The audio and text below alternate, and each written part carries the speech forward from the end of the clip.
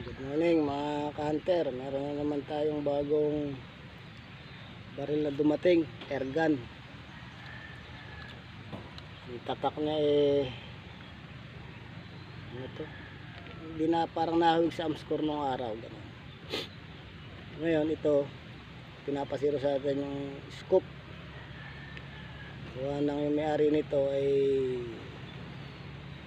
parang may maliit na palisdaan na pagkatawa niyang mamili nitong airgun. Ngayon lalagyan natin ng pantiksa ito sa isang araw. Unahin muna natin yung pagsisiro ng scope. Tuturo ko rin sa inyo kung paano magsiro ng scope, ang distansya, paano ang pagpipiit. Binabati ko nga pala si parin Johnny Cerezo, si kapitan ng Duwali dito sa Limay, Bataan. Maraming salamat sa inyong pagtitiwala. Sa mga viewers natin dyan, maraming salamat sa inyo. Tito Jun Bringula, suporta ng aking asawa Maria Cristina. Shout out sa inyong lahat. Ngayon yung scope na ito, wala pa to sa sa alignment nga i-align natin. Yung pagkakabit po nito, kailangan pagsilip nyo, focus agad sa mata nyo, hindi na kayo magkisilip, maghahanap pa ng liwanag nya. Kailangan ganun po ang setup nyan.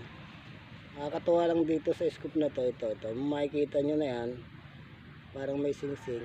Kalimitan mo sa ganito parang original, mura lang siya. Pero nagkaganto ako dati, task ko naman, pero maganda siyang gamitin. Ito Busnel ang tatak nitong scope. Ayan. Itong baril ay Estrella Parco. Yung baril na ito. Ngayon sisiro natin to sa, kasi pang isda lang naman, pwede na to sa mga 15 meters. Kasi ang 20 meters, pag mahina ang tangke mo, yung hangin mo, hindi mo na masyadong tatamaan yan mabigat kasi ang bala ng paniksay.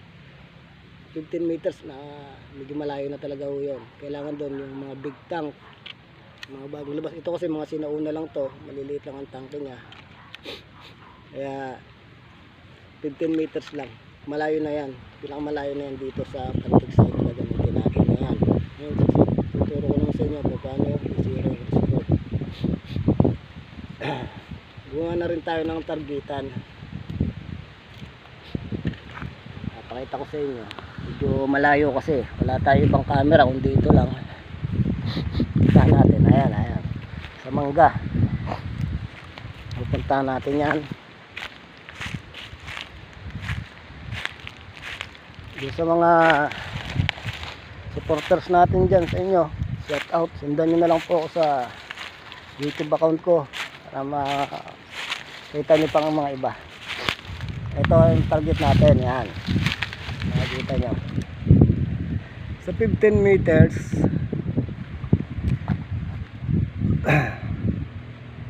Malaki lang ng konti sa upos ng sigarilyo o yung taba ng sigarilyo. Kailangan maging target natin para hindi siya lumayo. Kung isda ang babarilin o ano, hindi siya lalayo. Kumalaw mo ng kamay mo kahit na konti lang, matama pa rin. Kasi yung iba ginagamit nila mga kasi lalaki ng piso, mga ganun pa kalalaki. Kailangan ganun lang para makuha mo yung magandang target.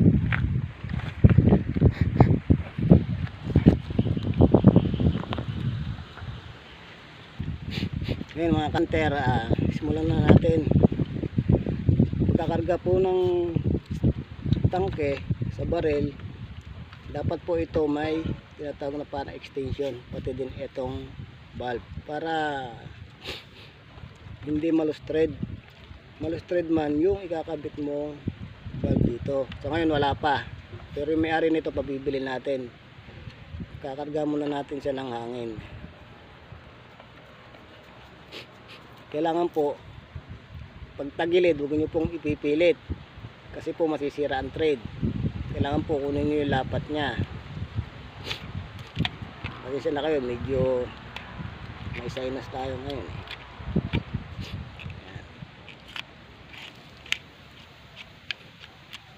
Yan.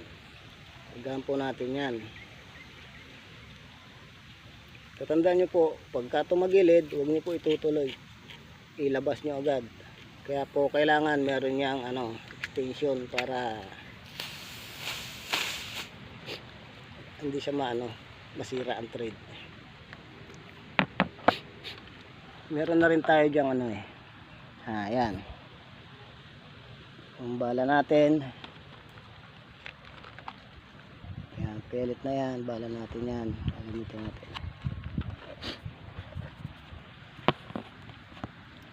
Ngayon meron na rin pala akong rito. Ginawang parang tripod, kalangan. Yan. Kasi po hindi po ako gumagamit ng gato. Wala rin naman po tayong gato eh. Kaya po yan ang ginagamit natin. Sa gato po kasi okay naman din siya gamitin. Ang problema lang natin dyan kasi para daw tipid sa bala. Problema lang natin dyan kung tayo gumagamit ng disc-scope. Kung kada magsisiro tayo gato, hindi po natin mapapractice yung sarili natin na magsiro ng tripod lang o kalangan lang kaysa dun sa nakagato ka. Okay yung gato, hindi naman ako dyan eh, pero mas maganda masanay tayo sa tripod lang. Testingan na natin mga ka-hunter.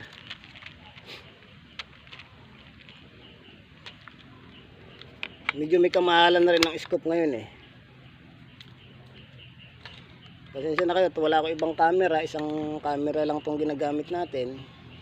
Pero okay lang yan, makapagbigay lang ako sa inyo ng guide kung paano gumamit ng scope. Pa. Okay lang po puputo ko lang po.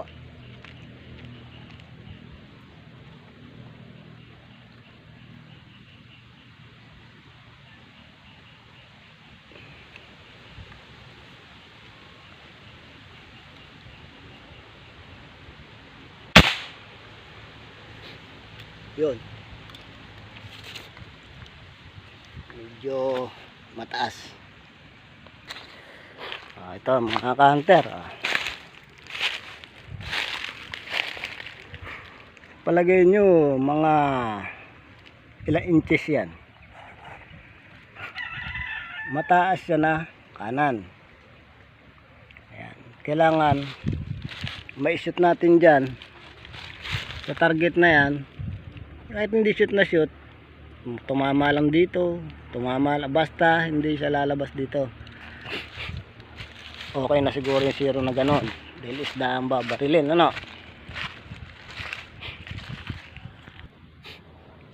ngayon mga ka-hunter, di kanan mataas,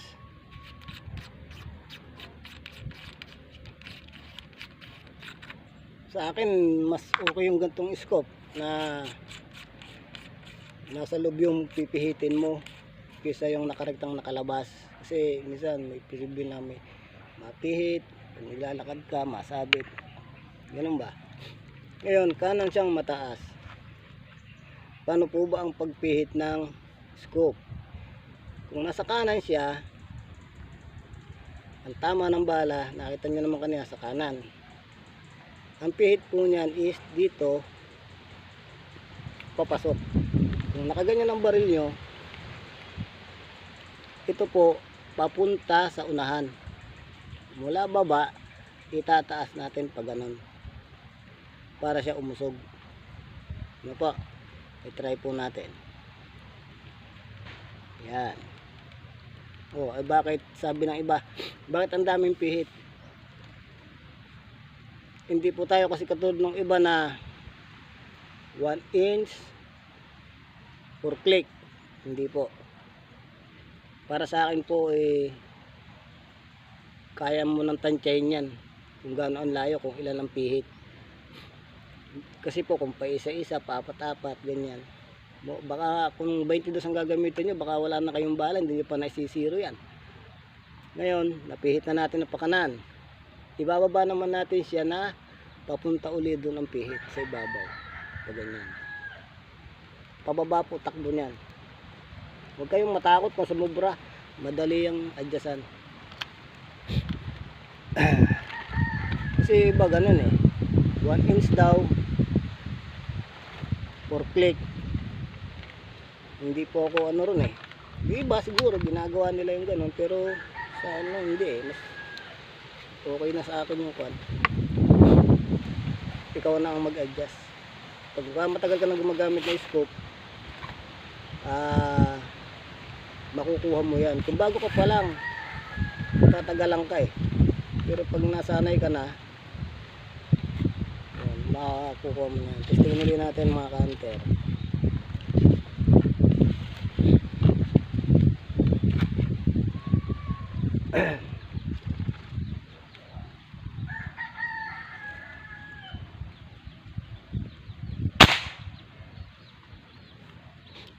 Ayun, tingnan nyo ha. Nakailang pihit tayo kanina, ano. And tignan uli natin kung saan siya tumama. Ito mga ka-hunter, tingnan nyo yung tama. Ayan. Nasa kanan siya kanina, kanan. Ngayon nandito na siya sa kaliwa, at halos tapat na. Nakikita nyo, halos tapat na siya. Kunti na lang, 1 inch nandito na siya sa ibabaw. Ngayon pipihitin uli natin. Nga pala kung gusto nyong makita pa ibang video ko dun sa YouTube, i-like and share nyo na lang po para lagi kayong update dun sa mga bago nating ilalabas ng mga YouTube tungkol din sa mga ganitong pag-aaral natin sa baril, paghahunting ng isda. At sa susunod gagawa pa tayo ng mga pwedeng marami yung matutunan. Ito po hindi nga po kanina mataas siya ng 1 inch. Pihitin uli natin siya ng pababa. Siguro mga hanggang 6 na ikot o 6 na click, kasi may lumalagitik yan eh. Kasi pag ikot round yun eh, tumutunog yan eh. Mga hanggang 6. 1, 2, 3, 4, 5, 6. Ano po, 6. Pero tulad nga na sinabi ko sa inyo, na kung matagal na ang gumagamit ng scope, matatansyanan nyo na po yan.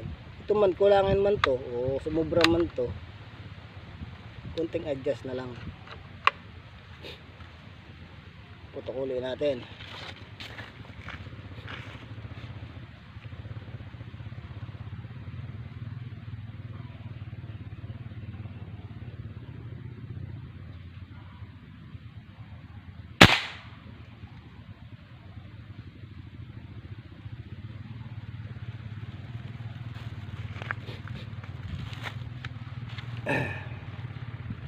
Gumalaw yung ating kamay ng konti.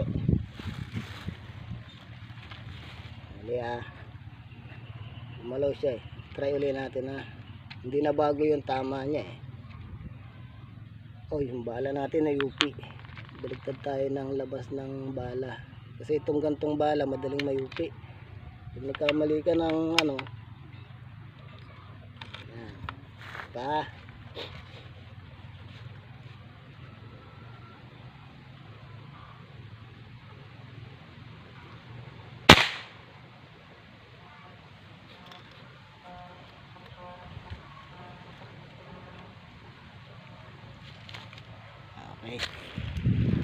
Ito po yung tinarget natin. Yan. Tumaas yung dalawa. Ito na yung una, ito yung pangalawa, ito yung pangatlo, ito yung pangapat. Ibig sabihin nun yan, pag ginalaw nyo yung scope, tulad nito, kinakakalawa natin, binaba natin, kailangan po, pag pinihit itong pangatlo na to, kasi gumalaw yung kamay natin ay, kaya hindi natin na, ano yan, ngayon, dito siya napunta. Ibig sabihin, pag pinihit natin ang scope ngayon, pababa, gagalawin mo naman siya ng pakanan para tumama tayo doon kasi hindi sila nagsusunuran eh. Po, ay lang po ulit. Ay po, mga hunter na, pihitin uli natin siya ng pababa kasi hindi siya nakuha sa 6, 1 inch lang yon. Pero sabi nila sa 1 inch 4 click okay na, pero hindi po nadali. Tayo na po ang mag-a-adjust kung ilan po bababa natin. Okay lang po bumaba tayo ng konti. Kakalimang putok na tayo, medyo hihina na ang hangin yan dahil medyo may distansya eh.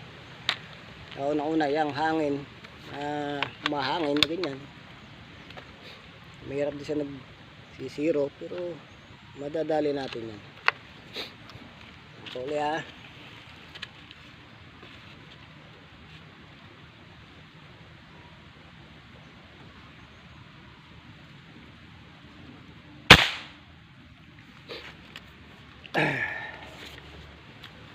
Tignan natin mga ka-hunter kung saan tumama. Hindi natin i-kakat to para makita nyo na maganda ang natin target kumbaga, para hindi nakakat yung natin video yan po, makikita nyo po yan ang huling target. Ibig sabihin pagpunta ganyan sa layo, sa distansya, pwede pong sa kamay lumalaw, pwedeng sumobra tayo sa pihit, pero malamang po dyan sa kamay dahil may distansya eh. Tapos ang gamit po natin is tripod lang, ayan, kaya ipuputok huli natin yan. Hindi tayo muna mag-a-adjust, puputok huli natin, hindi tayo mag-a-adjust dun sa scoop.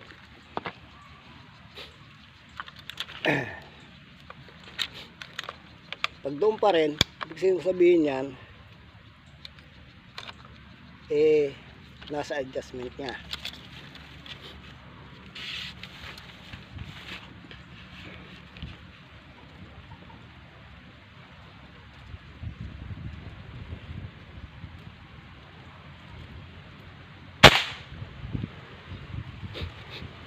Yan po mga ka-hunter, hindi po tayo nag-adjust ito nya.